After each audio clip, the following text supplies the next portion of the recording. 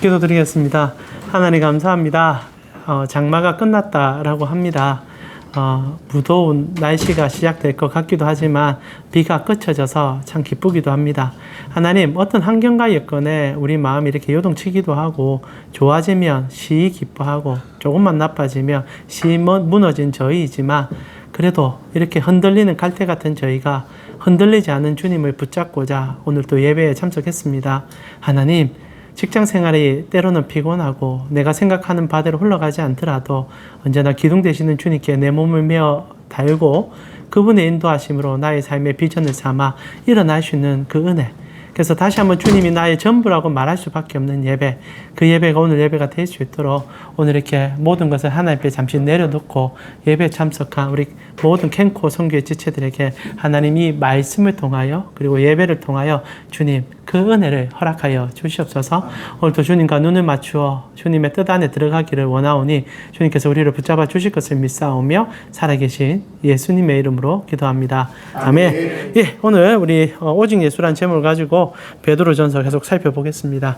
제가 대학교 다닐 때 저에게 설교에 대한 지평을 열어주신 두 분의 목사님이 계십니다.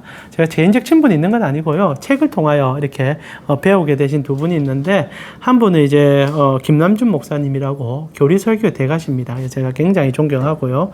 그리고 한 분은 이제 김서택 목사님이라고 지금 이제 대구에 계시는데 설교를 굉장히 이제 강해 설교를 잘 풀어가는 분이셔서 그분을 두 분을 통하여서 특히 책을 통하여서 설교를 이렇게 작성해야 되겠다라는 걸 좀 많이 느꼈습니다.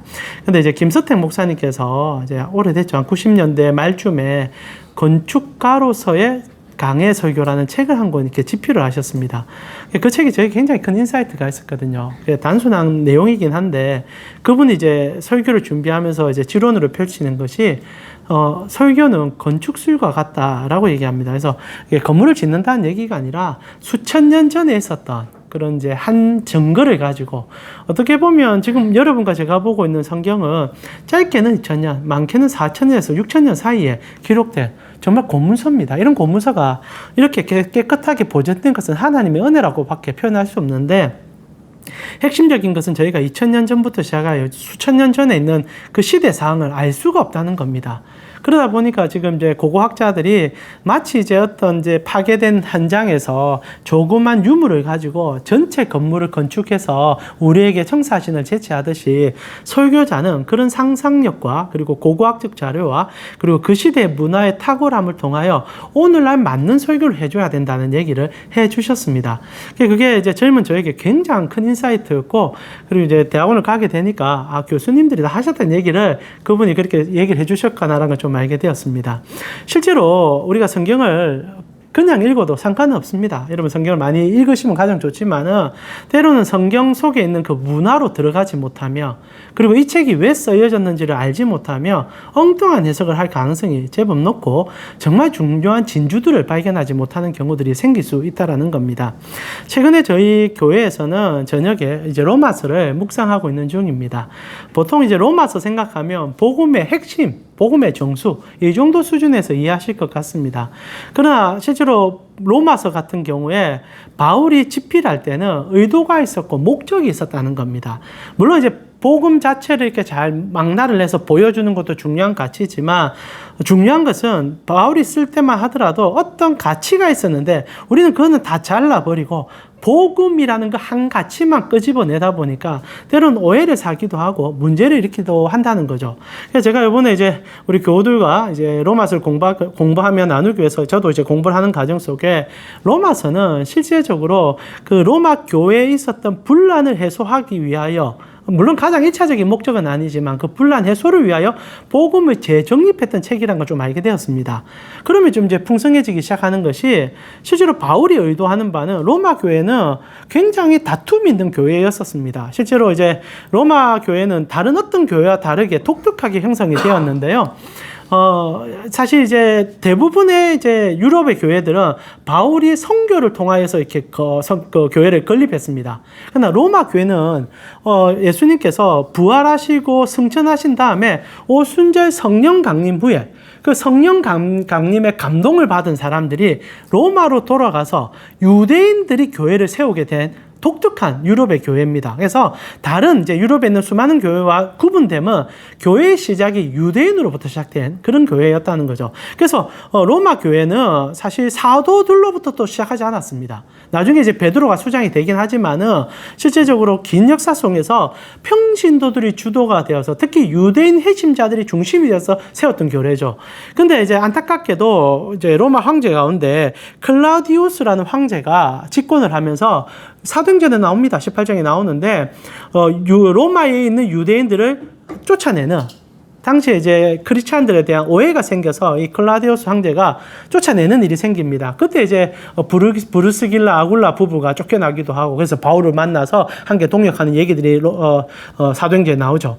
그런 과정 속에서 로마 교회의 중심이 되었던 대부분의 성도들이 쫓겨납니다. 그러니까 중심이 되어서 교회 행정을 담당했던 유대인 핵심자들이 다 쫓겨나고 그 빈 공백을 이방인 핵심자, 소위 말하는 로마인 핵심자들이 이제 교회를 차지하게 된 거죠. 그러다가 이제 몇 년 지나고 클라우디우스 황제가 죽고 나서 네로 황제가 등극하면서 다시 유대인들이 로마로 들어오게 됩니다. 자, 그리고 나서 교회가 헤게모니 싸움이 시작된 거예요. 이게 이제 로마서의 배경입니다. 이전에 이제 모든 것을 주도했던 이제 유대인들이 쫓겨나고 그게 물리적으로 어쩔 수 없이 쫓겨난 거죠. 억울하게 나아갔습니다.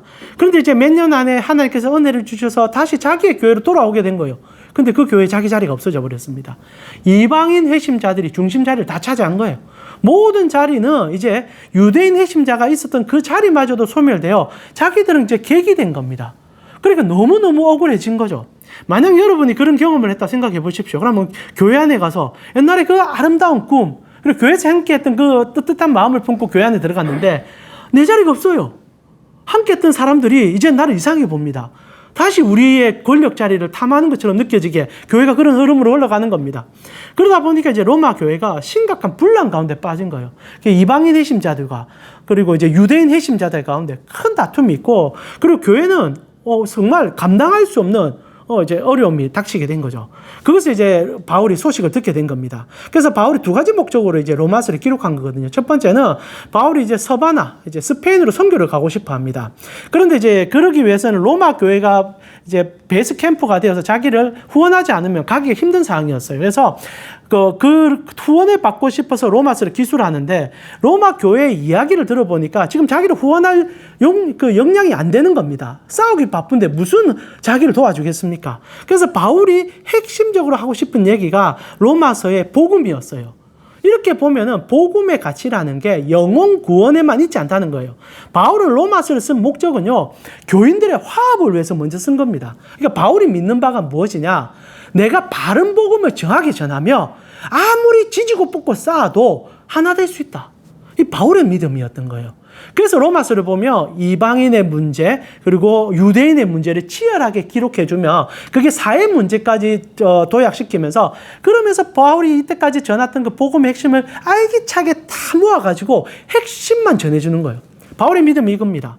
복음이 전해지며 개인의 구원을 넘어서서 교회가 교회다워지고 서로의 다툼이 소멸되며 하나님의 꿈꾸는 나라가 이루어질 수 있다. 그 엄청난 비전을 갖고 로마서를 쓴 거예요. 그리고 로마서에는 그 에너지를 담아 로마를 진짜 그렇게 만들어버립니다. 이게 이제 복음이라는 거죠. 자, 중요한 건 제가 하고 싶은 얘기가 우리가 복음 로마서를 읽을 때도 그냥 복음의 정수지라고만 읽으면 그냥 개인 구원만 이해하고 넘어갑니다. 근데 이런 배경을 조금 이해하고 로마서를 보면은 로마서는 지금 우리 교회의 분란을 위한 책이요, 우리 사회의 아픔을 위한 책이요, 그리고 그 해답이 복음인 것을 가르쳐주는 책이구나 라고 이해하게 될 때 성경을 보는 눈이 더 커지고 나에게 주어지는 은혜가 얼마나 거대해지겠습니까? 그렇게 알기 위해서는 이제 클라우디우스 황제 때 있었던 얘기, 로마식 네로 황제에 있었던 얘기들, 그리고 교회가 당했던 핍박과 분란의 얘기들, 어떻게 보면 2000년 전에 있었던 역사적 현장 속에 들어가 바울이 어떤 마음으로 읽었는지를 이해하고 읽어내는 그 기술이 여러분에게 필요하다는 겁니다. 자, 그러나 여러분이 이렇게 하기는 쉽지 않지 않습니까? 그래서 가장 좋은 거는 이제 좋은 책들을 좀 사가지고 참조하는 건 좋지만은 제가 다 공부했거든요. 그래서 목사가 도움을 줄 테니까 여러분들 이제 그런 또 얘기를 잘 들어가시면 되고, 특별히 여러분도 성경 볼 때 그냥 통독도 하셔야 되지만 가급적이면 또 좋은 책들이 있으니까 한 번만 참조해도 좋고, 여러분 유튜브 얼마나 좋습니까? 요즘은 그런 배경 지식을 전하는 그런 이제 사이트들도 많습니다. 그래서 성경 읽기 전에 한번 들어보시고 또 읽어보면 그 폭이 넓어진다는 겁니다. 제가 오늘 이렇게 성경을 보는 방법에 대해서 얘기하는 이유 중에 하나는 베드로전서가 제대로 이해를 못하면 오해를 너무 많이 하는 구절들이 나오기 때문입니다. 저희가 저번 주에 이제 베드로가 노아 홍수 이전에 옥에 갇힌 사람에 대한 이야기들을 했던 것을 저희 살펴보았습니다. 실제로 그 시대의 역사적 배경을 이해하지 아니하고 성경을 읽으며 이 교리가 무엇으로 점핑했습니까? 면죄부로 넘어가 버렸지 않습니까? 결국 동관계가 형성되고 교회가 성도들을 억압하는 도구가 되는 것이 본문 내용의 해석에 의한 오류점으로 일어난 문제라고 말씀을 드렸었습니다. 그러니까 알고 읽어야 된다는 거죠. 그리고 이해하고 봐야 되고, 실제로 베드로가 이 얘기를 왜 했는지를 알고 본다면 그런 오해가 생기지 않는데, 자꾸 우리가 그 배경 지식 없이 본문 한 구절만 딱 뽑아내고 본문 한 구절만 이해하니까 폭력적인 기독교로 형성되어서 나의 중심적으로 사람들에게 행하는 일들이 많아진다는 겁니다. 실제로 여러분과 오늘 제가 함께 읽은 본문에도 잘못 이해하며 정말 삼천포로 빠져서 이단이 될 가능성이 매우 높은 본문이 등장합니다. 그게 6절이지요. 오늘 본문의 6절은 이렇게 얘기합니다. 이를 위하여 죽은 자들에게도 복음이 전파되었으니 이는 육체로는 사람으로 심판을 받으나 영으로는 하나님을 따라 살게 하려 함이라. 자, 죽은 자들에게도 복음이 전파된다. 자, 5장에 3장에도 그런 얘기 어느 정도 나왔지만 그때는 한정지어 줬습니다. 노아 홍수 이전의 사람이라는 얘기로 실제로 우리가 번접할 수 없는 라인을 꺼줬어요.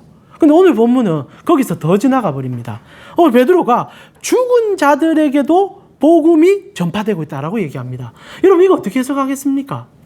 자, 두 가지 방법이 있습니다. 무시하고 지나갑니다. 아, 모르겠네. 괜찮습니다. 그렇게 보셔도 전혀 문제가 되지 않습니다. 그러나 조금만 관심을 가지고 읽어낸다면 이 말은 여러분에게 걸림돌이 될 수 있죠. 만약 여러분 죽은 자에게 복음이 전파된다면 지금 우리가 하는 종교생활 가운데 실제로 여러 가지 폭들이 다양해질 수 있습니다. 사실 면죄부 판매도 허용될 수 있는 거 아니겠습니까? 죽은 자들에게 또 우리가 복음 전할 수 있어요. 어떤 행위를 가지고 행위는 오늘 본문에 안 나오지만, 그래서 사실 로마 가톨릭 교회가 이런 구절들을 통하여서 성도들에게 헌금을 얼마나 많이 걷어냈습니까? 결국 오늘 본문도 우리가 역사적 관점이나 그 시대 상황으로 들어가지 아니하고는 오해할 요량이 굉장히 크다는 겁니다. 자, 여러분 생각에 오늘 베드로가 왜 이런 말을 계속 반복하는 걸까요? 그리고 이런 말들은 실제로 왜 해야 되는 걸까요? 안 하는 게 제일 좋은 말 아닙니까? 이거 안 해도 별 문제 없거든요. 근데 베드로는 꼭 이런 말들을 오해 살만한 말을 왜 했고, 그리고 오해 살만한 말을 통하여 우리에게 뭘 전달하는 걸까요? 이게 이제 우리가 2000년 전 베드로가 서신을 정하는 그 시점으로 돌아가는 이유가 있습니다. 베드로는 굉장히 중요하기 때문에 이런 얘기 하는 거거든요. 근데 이 중요성을 알면 은혜가 되는데, 중요성을 모르면 아이고 이게 뭐야? 이라고 지나가는 경우가 큰다는 겁니다. 자, 그럼 본문을 조금 이제 주의해 봅시다. 먼저 죽은 자들에게 복음이 전파된다 얘기하는데, 죽은 자가 뭡니까? 자, 우리의 지금 2000년 후에 여러분의 관점에는 죽은 자는 말 그대로 그냥 죽은 자입니다. 우리는 대부분 성경을 그냥 문자 그대로만 흡수합니다.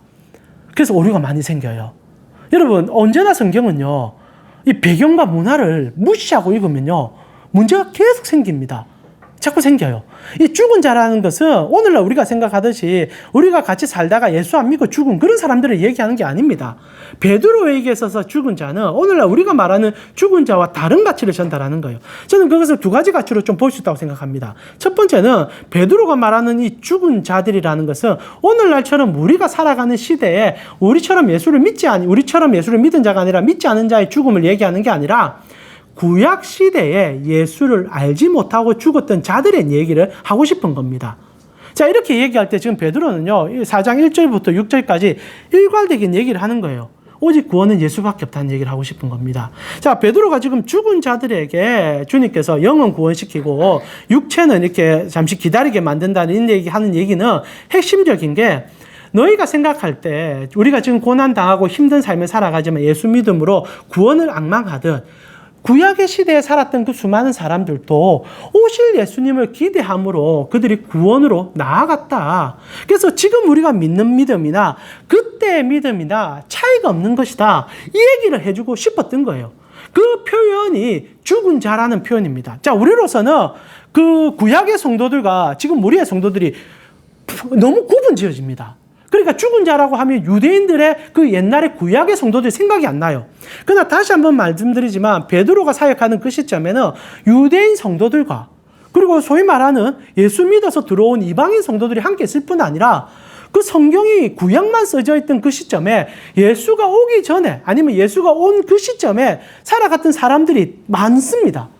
그들 가운데 예수님을 알든지 아니면 모르고 구약 성경만 붙잡고 죽은 자들이 존재했던 시절이에요. 그러니까 그들에 있는 그런 갈등들이 일어날 수 있는 시점이었다라는 거죠. 그래서 베드로가 얘기하는 겁니다. 구약 성경을 붙잡고 실질적으로 율법 중심적인 믿음을 행했던 자들이 있었다. 그러나 핵심적인 것은 그들도 결국 구원받은 것은 오직 예수를 통하여 구원받은 것이다. 그 얘기를 전달하고 싶어서 죽은 자 얘기를 꺼냈다는 거예요. 여러분 잘 알다시피 구약 백성들은 언제나 율법을 지켜서 구원받은 적이 없습니다. 모두 다 예수 믿어 구원받았습니다. 대표적으로 다윗 같은 경우에 그의 시편에서 예수 믿어 구원받음을 끊임없이 증거하지 않습니까? 시편 2편 11절에서 12절을 보니까 다윗이 이런 얘기를 해요.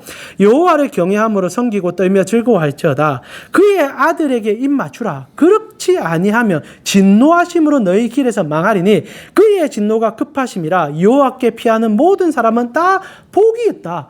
그의 아들에게 입 맞춰라. 한 4,000년 전에 예수님이 오기도 전에 다윗이 얘기합니다. 예수께 입 맞추는 자가 구원받는다. 이런 믿음이 그 속에 있었다는 거예요.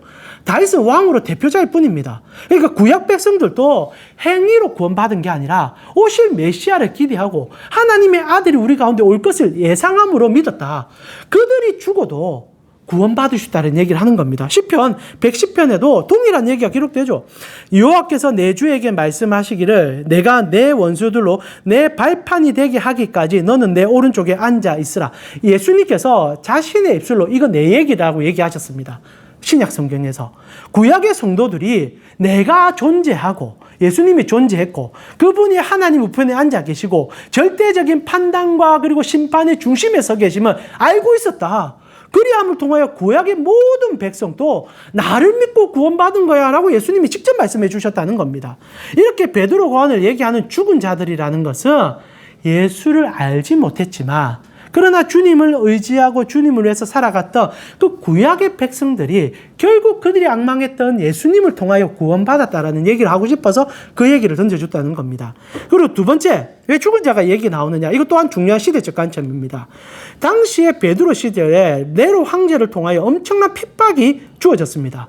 그리고 성도들이 며칠 사이에 순교를 당하는 일도 되게 많았습니다. 근데 그들 안에 어떤 문제점이 생겼냐? 1세기에 예수님이 승천하고 나서 그 시대의 사람들은 그 시대에 예수님이 재림하실 거라고 기대하는 바가 있었습니다. 근데 이게 문제가 뭐냐? 그렇게 예수님이 재림하면 같이 구원을 받을 거라고 생각했던 사람들 가운데 먼저 죽는 사람들이 생긴 거예요. 그러니까 이제 교회 안에 이제 혼란이 생긴 겁니다. 이거 어떻게 해야 되냐?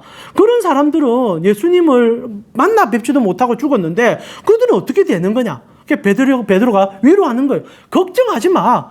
먼저 죽은 사람도 예수 믿어서 죽었기 때문에 주님이 다시 오는 그날에는 육으로 부활할 것이고 지금은 영으로 하나님과 함께하니 너희의 믿음에 흔들림이 없어야 돼. 그런 얘기를 하고 싶었다는 겁니다. 저는 이 두 가지 가장 중요한 신학적 논쟁이지만은 이 얘기를 통하여 베드로가 실제적인 믿음은 오직 예수 그리스도만인 것을 설명하고 싶어서 이 얘기를 던졌다는 거예요.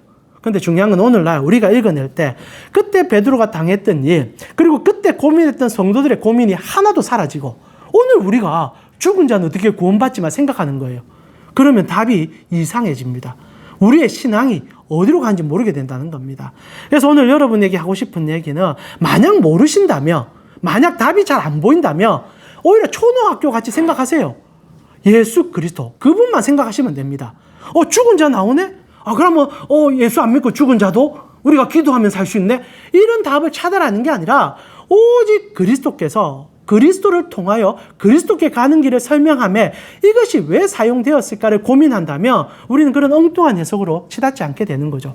그래서 오늘 4장에 나오는 모든 핵심적인 얘기는 베드로는 사실 정말 예수 그리스도만이 구원이다라는 얘기를 여러 가지 미사적 공부를 통하여 전달하고 있음을 깨닫게 됩니다. 말씀이 조금 길어졌는데 정리하면 이래 돼요. 1절부터 그런 얘기를 하고 있습니다. 1절 한번 볼까요? 그리스도께서 이미 육체의 고난을 받으셨으니 너희도 같은 마음으로 갑옷을 삼으라. 이는 육체의 고난을 받은 자는 죄를 그쳤습니다. 무슨 말 같습니까? 먼저 베드로가 얘기하는 거예요. 우리 예수님께서 우리 대신 모든 고난을 다 받았어. 근데 너희가 살아갈 때 이제 뭘 어떻게 살아야 될 줄 알겠지? 그분의 죽으심을 방패 삼아. 복음이에요. 복음. 여러분 종교가 뭡니까? 내가 열심히 살아가지고 그 보상 받겠다는 거잖아요. 그러나 복음은 뭡니까? 예수님께서 나를 위하여 모든 걸 다 해주셨다. 그리고 너무너무 감사해서 그 은혜에 겨워 사는 것을 복음이라고 얘기합니다. 베드로가 그 얘기하는 거예요. 예수님이 우리를 위하여 모든 고통 다 당했다. 너희의 신앙은 딱 하나야. 그거 방패 삼는 거야. 그분이 나를 위해서 죽어줬음을 방패 삼아. 때로는 사람들이 우리를 현혹합니다. 너 이 죽은 자 얘기 봐봐. 너 기도하면은 이런 응답이 있을 수 있어.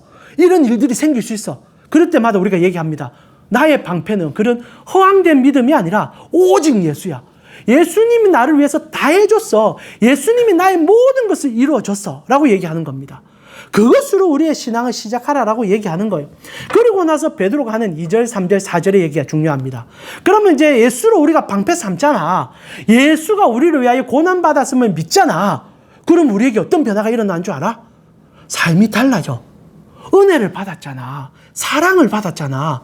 그러면 사랑에 감동된 자들은 사랑을 삶으로 표현하게 돼. 그래서 2절부터 그 후로는 이 복음을 깨달은 후로는 다시 사람의 정욕을 따르지 않고 잘 살아서 구원받는 자가 아니라 구원받았기에 너무 감사해서 단 한 번도 내가 잘해서 사랑받는다 생각했는데 잘하지 못해도 아까 우리 찬양도 하실 때 우리 집사님 그런 얘기 해주셨는데 오늘 또 주님께서 좀 못하고 연약한 우리를 불러주신 은혜를 깨달는다라고 고백할 수 있는 그 은혜가 있으면 우리가 어떻게 되는 줄 알아? 우리는 정욕을 따르지 않아.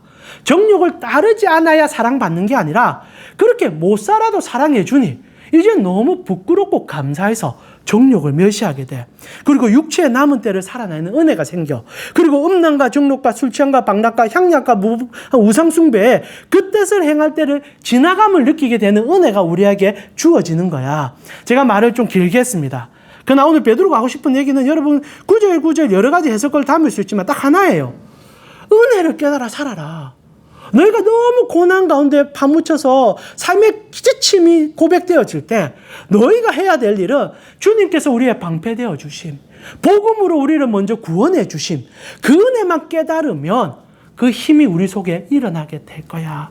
성도는 복음으로 사는 자야. 예수가 너희 대신 죽어주심을 깨달아 사는 자야. 너희는 무엇을 해서 사랑받는 게 아니라 아무것도 안 하는데도 사랑받았던 자임을 알고 사는 거야. 그게 너희의 방패야. 근데 사람들이 널 자꾸 속이잖아. 자꾸 거짓말 하잖아. 속지 마, 속지 마, 속지 마. 그 얘기를 1절부터 6절까지 풀어내고 있다는 겁니다. 근데 이런 아름다운 복음의 얘기를 로마 가톨릭 교회가 딱 6절 한 구절 가져가면 동안에 뭐라고 얘기합니까? 죽은 자를 위하여 기도하면 연옥에 들어가니 통금 소리와 함께 그 영혼이 구원받습니다. 이런 쓰레기 얘기를 한다는 거예요. 근데 오늘날 우리도 그래 될 수 있다는 겁니다. 은혜를 잃어버리면요. 예수가 나를 먼저 구원해 줬음을 잊어버리면요. 어느 순간에 이런 인간적 욕망의 해석이 담길 수 있다는 것을 잊지 마시고 오늘 베드로는 한 가지를 얘기합니다. 너희가 사랑받았어. 너희가 아무것도 하지 않을 때도 사랑받았어. 그럼 이제 어떻게 살아야 되겠니? 그 사랑을 어떻게 삶으로 표현할래? 그 가치가 복음이라는 겁니다. 우리 캠코son 지체 여러분, 복음이 여러분을 감동시켜서 살아가고 계십니까? 아니면 여전히 무언가를 해서 주님께 잘 보이기 위해서 살아가고 계십니까? 오직 우리는 아무것도 하지 않아도 사랑받았음을 알기 때문에 그 사랑을 표현할 수밖에 없는 삶의 여정을 살아가는 존재들이며 그 존재임을 기억하고 나아가는 그 은혜가 여러분 속에 충만했으면 좋겠습니다. 이제 우리 같이 한번 기도할까요? 복음 어렵지 않습니다. 우리가 어렵게 생각하는 것 같아요. 죽은 자 얘기하니까 우리 안에 머리가 막 굴러갑니다. 그러나 베드로는 딱 한 얘기 하고 싶은 거예요. 오직 은혜다. 오직 은혜다. 오직 은혜다. 그것만 잊지 말아라. 근데 그거 다 잊어버리는 것 같아요. 여러분, 오늘 우리는 다시 한번 주님의 은혜 속으로 깊이 들어갑시다. 그러면 살아내지는 거예요. 그러면 사랑해지는 거예요. 그 은혜를 맛보아 아는 자가 되어지기를. 주님, 내가 주님의 사랑을 알고 그 주님의 사랑에 매여 그 주님의 사랑에 힘입어 사는 진짜 성도로 살아가는 삶을 살게 하여 주시옵소서. 이제 우리 같이 한번 주님의 귀한 은혜를 상상하며 생각하며 그 은혜 속에 들어가기를 기도하며 함께 기도로 주님께 나아가겠습니다. 같이 기도드리겠습니다. 주님 감사합니다. 오늘도 우리 사랑하는 캔고성교회 지체들과 함께 복음의 은혜를 다시 한번 되짚어 나아갑니다. 하나님, 어느 순간부터 주님은 단 한 가지를 얘기해 주셨는데 우리는 우리 입맛에 맞추어 여러 가지를 해석하고 있는 것을 보게 됩니다. 오직 주님은 우리를 사랑한다고 얘기하셨습니다. 근데 우리는 어떻게 그 사랑이 나에게 있을 수 있냐고 얘기하며 다른 얘기를 했던 것 같습니다. 다시 한번 복음으로 돌아갑니다. 베드로는 목이 터져라 얘기합니다. 주님의 복음을 방패 삼아라. 하나님, 우리 사랑하는 캔고 성교의 지체들이 다른 무엇을 나의 의를 가지고 방패 삼는 게 아니라 예수 복음으로 나의 삶의 방패 삼고 그 복음을 쫓아가고 복음으로 감격되고 복음으로 회복되고 복음으로 눈물을 흘리고 복음으로 삶을 살아가는 우리 지체들 되어질 수 있도록 인도하여 주시옵소서. 주님 감사합니다. 오늘도 베드로가 목이 터져라 예수가 우리를 위하여 다 해줬다 그 얘기를 해주는데 교회 역사 2000년간 이 얘기를 가지고 장사하기도 하고 돈을 받아 먹기도 하고 때로는 목사의 권위를 높이는 데 사용했었습니다. 하나님, 다시 복음으로 돌아갑니다. 우리 눈에는 사람이 아니라 예수님이 보입니다. 내가 어떤 행동을 해서가 아니라 내가 무엇을 드려서가 아니라 그냥 내가 좋아서, 우리가 너무 좋아서 십자가에 묵묵히 올라주신 사랑의 완성체, 사랑 덩어리, 그 예수님 우리가 바라봅니다. 근데 그 예수님이 나에게 손을 내밀어 잡아주셨고 나와 함께 가자 말씀하는 그날 나는 구원받았습니다. 나는 모든 죄가 용서받았습니다. 이제 내가 그 은혜가 너무 겨워서 삽니다. 나는 세상 속에서 왕의 자녀입니다. 나는 이 세상 속에서 주님의 아들입니다. 그 다음을 이루어갈 수 있도록 그 사랑을 삶으로 표현할 수 있도록 우리 캠코 성교의 지체들을 붙잡아 주시옵소서. 지금은 우리 주 예수 그리스도의 은혜와 하나님 우리 아버지의 무한하신 사랑과 성령님의 감화, 감동, 교통케 하심이 주님의 은혜에 겨워 십자가의 복음에 가슴이 떨려 삶을 살아내길 원하는 캠코 성교의 지체들 머리 위에 지금부터 영원토록 함께 있을 지어다. 아멘. 오직 은혜로 살아내시기를 기도드리겠습니다.